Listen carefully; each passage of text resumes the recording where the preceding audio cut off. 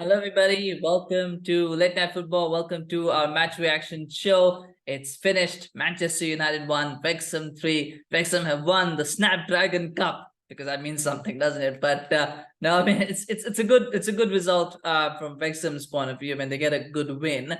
Ultimately, it's preseason, and the caveat, of course, beyond preseason is the fact that this was Manchester United's under-21s minus Johnny Evans. So I mean, there's not a lot that you can take from the result if you're a Manchester United fan. What you can take is from the performances. I think some of the performances were interesting, in good ways and in bad ways. But I thought Wrexham played well to their strengths. I don't think they were the better team. I don't think they, when you look at the scoreline 3-1, you might think, well, maybe Wrexham played, really, really well. But the fact is, I mean, they played almost a full half against 10 men. They played against the team of under-21s. And I don't think at any point they were playing through United. At no point did they look, even when they were playing against 10 men, at no point, or 10 kids, it didn't look like they were going to run away with the game. Never looked like that. I think that's a credit to Manchester United and how well they played in this game.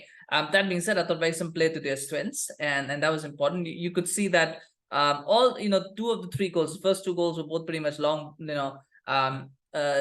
pretty much like long balls, really. I mean, the first goal was basically it was a good cross. It was a very good cross, by the way, into the box. And that was the first time actually that one of the wing backs actually got a cross in. They never got that until that point. But then they got that cross in. It was the header was missed by Palmer, but Elliot Lee was on hand to make it 1-0. I thought the goalkeeper could have done better with that, but not necessarily on the shot, the first shot, but maybe he could have come out, and grabbed it, but he didn't. The second goal from Hayden was even, I mean, that was just a long throw that goes in, and the flick on. I mean, maybe again for the second goal, I thought the goalkeeper definitely could have done much better for the second goal. I'm getting confused with the two, but yeah, the second goal, I think the goalkeeper could have done much better, because once that flick on is there, then I think Nathan Bishop could have come out and tried to grab it or tried to put off the header, but he just rooted and static. And and that big made it 2-0. I thought both goalkeepers didn't cover themselves much in glory, to be honest. I think Nathan Bishop made one save in the first half, and even in that save he looked very shaky. He wasn't the best of saves.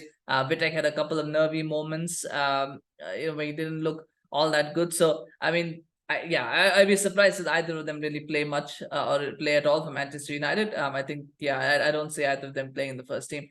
But then that goal comes from Manchester United. I thought that was a very well worked goal. It's a good cross from Fernandez, and it finds his opposite fullback Jurado, who puts in that's a beautiful shot. But that's watch that again if you haven't, because I thought that was the best goal of the lot, because the cross is excellent, but the finish makes it look even better than it was, because that is just such a neat, such a calm finish. It was really, really well taken. And it's 2-1, and you think to yourself, by the stroke of halftime, it's 2-1, and thinking that maybe we've got a game on here, maybe they'll come back and make a game out of it. And then the red card happens. And was that a red card?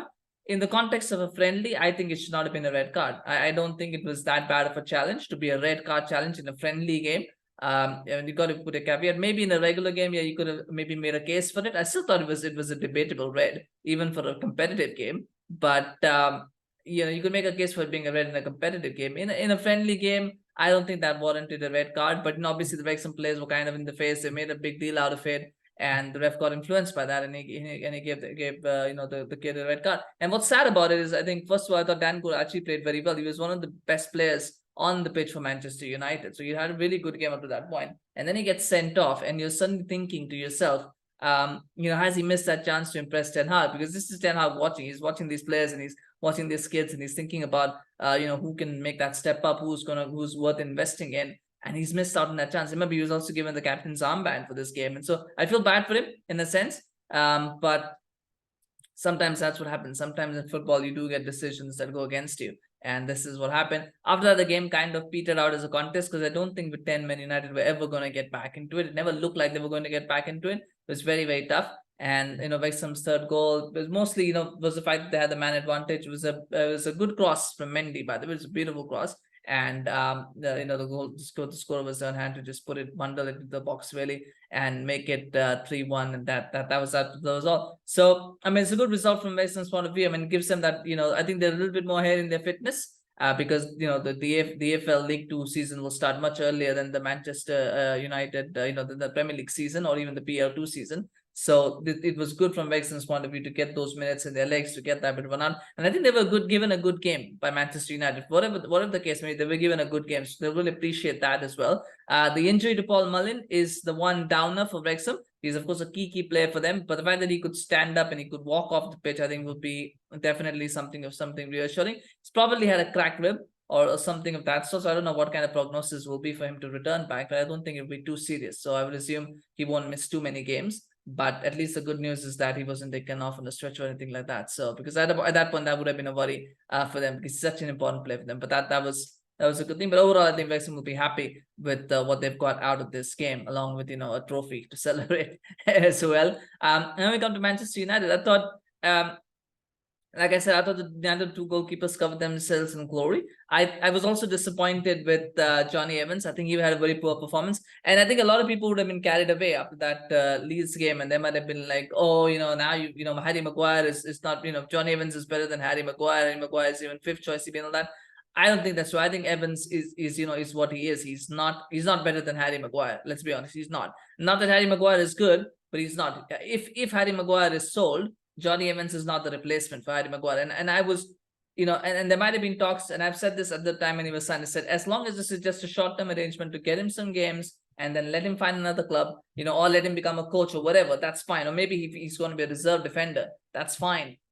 He shouldn't be a first-team defender. He shouldn't be someone that is going to become fourth choice CB if Maguire leaves. And I think today's game proves why not. He's not at that level. He's never nowhere near that level anymore, and he shouldn't be looked at as that. And so I hope a lot of people got a reality check today for those who are getting carried away with this performance against Leeds. It's not going to happen. It shouldn't happen. So I hope that clears that up. I don't think Ten Hag was ever considering him like that anyway. But even if some fans were thinking that or dreaming about that happening, no, it's not. It shouldn't happen. That's not going to happen. So that I was a bit because I really thought 2 goals from those kind of long balls or crosses. He's a senior defender. He's got to be able to deal with that. He's got to do better. And both of those actually came from his side. Both those crosses and the long throw came on the left side. So that was his side. So he should be taking more responsibility for that. So I was disappointed with this performance.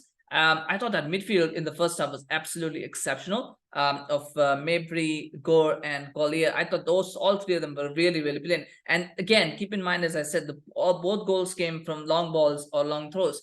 And at no point throughout the game, especially in that first half, Wrexham never played through Manchester United. They couldn't. United dominated that midfield. And that is a big credit to those 3 midfielders. I thought they worked really well as a unit. They all got the shift in. They all put a shift in. They all made challenges, tackles. They were on to every, they were like a pack chasing after the Wrexham players. And I really enjoyed it. The pressing was really good.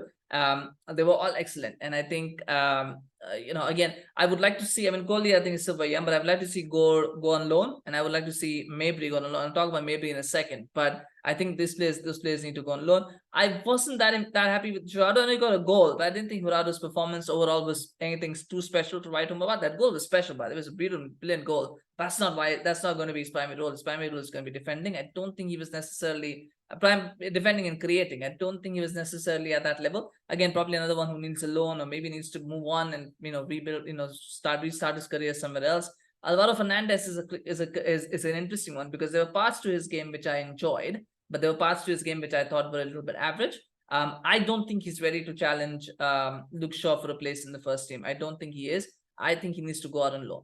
I think Fernandez needs to go out on loan. Maybe in the championship, maybe to a lower level Premier League team, or maybe La Liga or somewhere, but he's got to go and play regularly, and he's got to prove himself there, and then maybe come back. I think he's one of those players, and where they're too good for the reserves. They're probably too good for maybe even for a championship team, but they're not good enough for Manchester United yet. And so therefore it's that in between, and I think he needs to go somewhere where he can get regular football. That's for Fernandez. The forward line, I wasn't very impressed with them either. I don't think Hansen-Aaroen had a good game. Shoretire was very, very disappointing. A player was very hyped by the way, Shoretire at one point, but look, hasn't really stepped up to the level. I think he needs to leave. Probably getting sold, probably going on loan, but he needs to leave as well. And Joe Hugill, I thought showed flashes at times of what he's about. I think he needs a loan as well. He needs to go to a championship club where he's going to play week in, week out, and he can actually prove himself there. I don't think, he's not someone who, he's in that in between where he's too good for the reserves, but he's not good enough to play for Manchester United. So he needs to go on loan to a championship club, perhaps. And that brings me to the player of the match. I think for Manchester United, the player of the match is Hannibal Mabry by a long mile. I thought he looked excellent throughout that game. Probably on the he's got that engine that can keep running and running and running. He's like an Energizer bunny, isn't he? He just runs and runs and runs. He was so good. He can carry the ball really, really well. At times, he probably overdoes it, and that is something that might be looked at by Ten Hag as to whether that makes him suitable for the team. But there's no denying his talent. And I think what he showed today is that he is too good for League Two level. He's obviously way past the reserves level. He shouldn't be playing in the PL2 anymore. So what do you do with him? Is he ready for Manchester United at this point? I don't think he is. I think he needs to go on.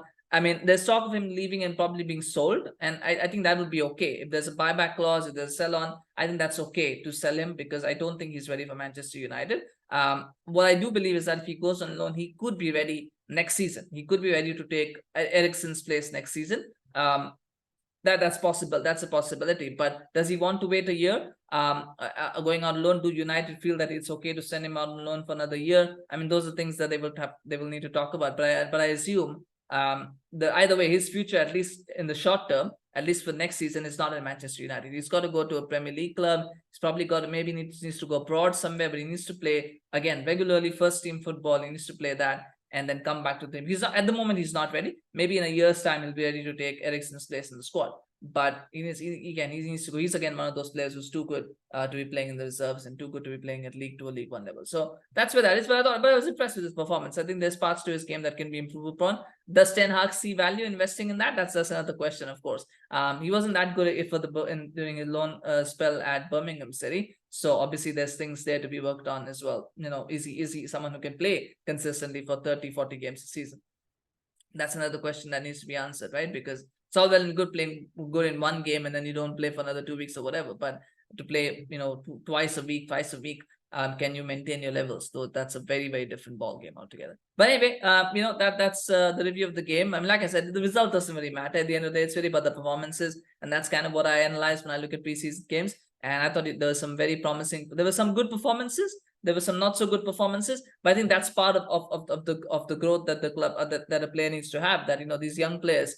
Sometimes it's easy to get carried away when you watch them playing academy football, or when you see them in preseason coming on in the second half against a team that is probably not as fit, and you kind of get carried away. So these kind of reality checks are also important to be able to understand what a player's true level is at. Because when they played against a League 2 team, a very good League 2 team, that is probably going to be one of the favorites of promotion, that is very much further ahead in fitness, that are very fit, that are grown men, and you come up against them, and how do you perform? That shows your level. So anyway, smash like on this video to share your thoughts. Of course, what do you think of the game? What do you think of Manchester United's performance? What did you think of Wrexham's performance? I thought Wrexham were very impressive for what they were. I liked it. It's wonderful. Hopefully you can watch a few more games of them this season, but I liked it. And they have a wonderful story, of course, with Reynolds and Joe McElhenney and all these guys. I think it's fantastic. So do share your thoughts. Of course, as I said, smash like on this video, and do subscribe to our channel on YouTube. Follow us on Facebook, Twitter, Instagram. We appreciate the support.